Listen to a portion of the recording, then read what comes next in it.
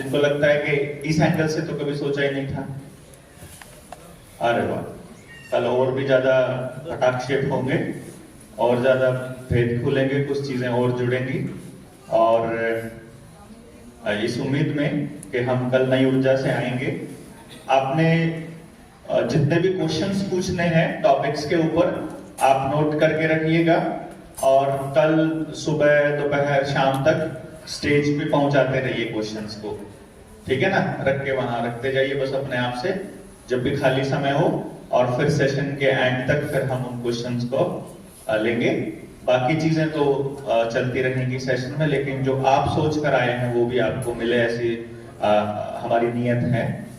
और भोजन आपका तैयार है, बच्चे से भोजन कीजिए, फिर आपने अपना जो पार्टनर ढूंढना है वो नहीं लेना है जिसके साथ आप आए हो, पता है ना? अच्छा रहेगा, आप ही के लिए फायदेमंद है। मेरे को तो आप कहीं भी बैठे सोएं, अब क्या फर्क पड़ता है।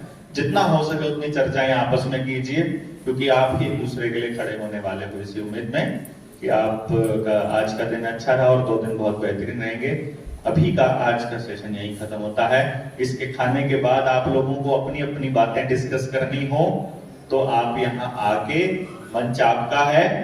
आप, क्योंकि क्या होता है, आदमी को जब ये पता चलता है पूरे वैश्विक षड्यंत्र के बारे में, तो उसे लगता है कि अरे देश तो खतरे में है और गड़बड़ हो गई, अब इसे ठीक करेंगे। और फिर वो संजीव जी से वो माइक लेके आना, उनके यहाँ टंगे हुए, वो अंदर जो बात कर रहे होंगे इनके यहाँ रिकॉर्ड हो रही है।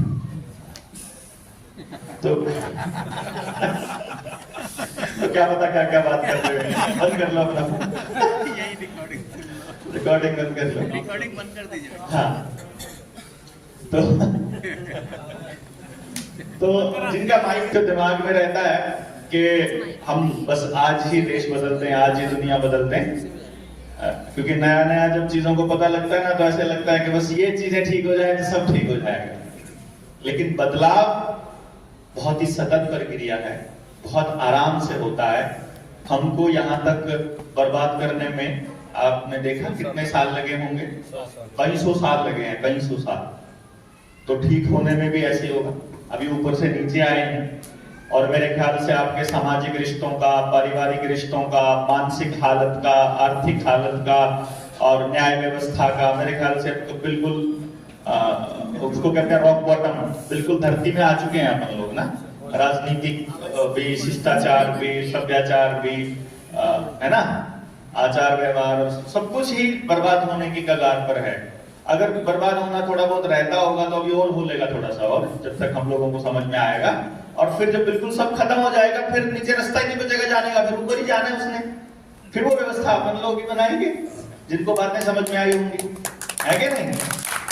तो अभी हम लोग इसके एक तरह से चशमदीद गवाह बनने वाले हैं, हम में से बहुत से लोग, कि हो सकता है कि आने वाले वक्त में समाज में हो रहे बदलावों को हम अपने जीते जी देख पाए। भगत सिंह नहीं देख पाया कि वो कैसी आजादी थी, कैसे लोग थे, आगे क्या होगा, पर इस बार हम लोग खुद उसका हिस्सा बनेंगे। इस उम्मीद में अभी का सेशन मैं खत्म करता हूँ। जय हिंद, जय भारत।